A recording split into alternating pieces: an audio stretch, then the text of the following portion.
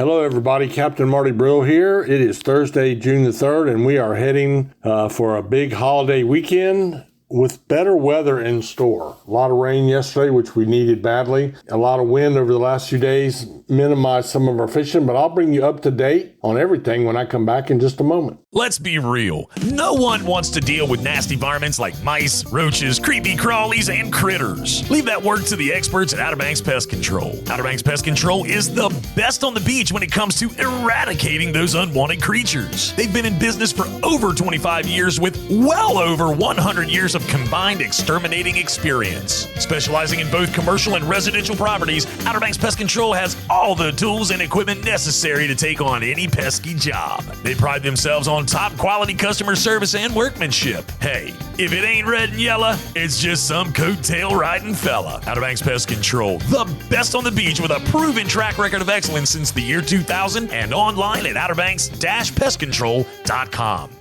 Ahoy there, folks. Captain Edward Lee here, and I want to invite you aboard the Miss Oregon Inlet 2. She's a modern 60-foot headboat outfitted with the latest top-quality safety and fishing equipment. We make 3 trips per day out of the world-famous Oregon Inlet Fishing Center. Visit missoregoninlet.com or call us today at 252-251-4314. So ditch the beach for a bit and set sail with the Miss Oregon Inlet 2.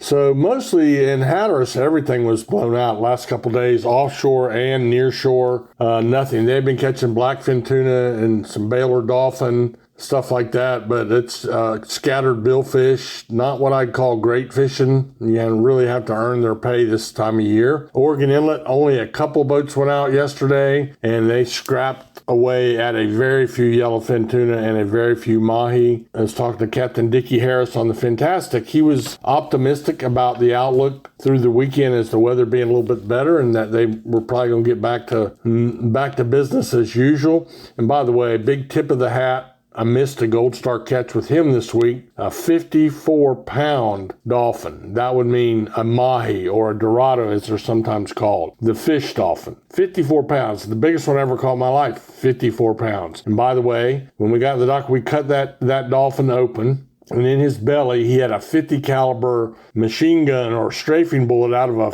fighter jet. They go out there and they do strafing runs and target practice. And evidently while that brass shell casing was falling through the sea, he ate it, because we heard something clinking in his belly when we were cutting, and that's what it was. They'll eat anything. But good going for Dickie on a 54-pounder. You know, we did have a 70-pound dolphin caught earlier in the summer, too, so that was pretty cool. There's other stuff going on. They've been doing, they did have boats fishing around the inlet catching some bluefish and some Spanish mackerel, and there's been a lot to talk about in the inshore backcountry report, but we'll get to that in a minute. Nag's Head, we had a pretty good offering of stuff on the piers. Nag's Head Pier continues to have the early bluefish bite, and that's a good one for them almost every day. By the way, if you want to take your kids pier fishing, the early morning bite is going to be your best bite right now. Our water temperatures are all over the place depending on which side of Cape Point you're on, but northern water temperatures are now in the mid-70s would be a good average, I guess you could say. Jeanette's Pier had some bluefish, some croakers, some sea bass, a couple Spanish mackerel. A little unusual seeing sea bass in a catch on the pier. And in the surf, it's pretty scrappy. There's occasionally a puppy drum, but mostly it's a sea mullet or a bluefish. If you're lucky enough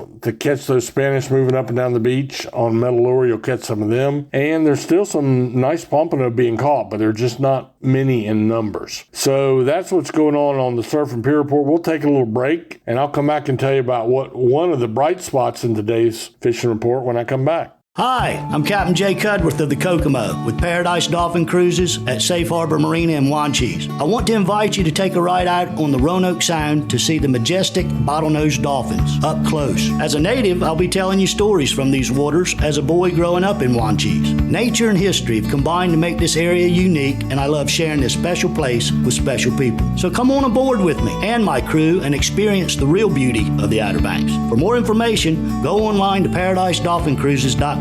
Again, this is Captain Jay. I look forward to seeing you soon. All right, So we also had other things going on in the fishing report. We had the backcountry area was really good. We had great fishing. The drum bite is widespread all over the sound. Puppy drum and a lot of above slot drum, right on up to some 43-inch big red drum. This is the time of year for that. A lot of that is nighttime fishing, but it's all really, really good. I mean, it's good. I saw a lot of our Hatteras guys, our backcountry guys there, the inshore guys went out there, and just really good fishing for a lot of things. They had bluefish, they had a few sheephead, they had the puppy drum, and now they're even catching a few Spanish mackerel back in the sound as well. Talked to Ricky Radcliffe yesterday at Radcliffe Marine. And he was out with some friends over in Belhaven flounder fishing. And don't misunderstand me. You can't keep the flounder, but they still like to fish for them. So they had a catch of those. By and large, that drum bite in the sound is what you want to go for, although there are bluefish and there are other things to be caught, including some black drum as well. So keep in mind all that. That's good fishing right now. Everybody that has their own boat wants to do it knows that. But for those of y'all that maybe got blown out from offshore fishing or want to try something a little different, a little less strenuous, for a half a day, backcountry guides are available through every major marina. And so you might go and ask about rates, but generally a 2 to 3 person group is the ideal size. But go out and give that a try. It might probably be your best option over the next couple days. So keep that in mind, and I hope you have a happy 4th of July. It's just a great holiday, and we'll be keeping you up to date as we pay attention to what's going on in the fishing world on the Outer Banks. Support your local tackle shops. You're going to get local knowledge, fresher bait, and you're going to catch more fish, and you're going to do it all at a really good competitive price. So anyway, good luck and God bless.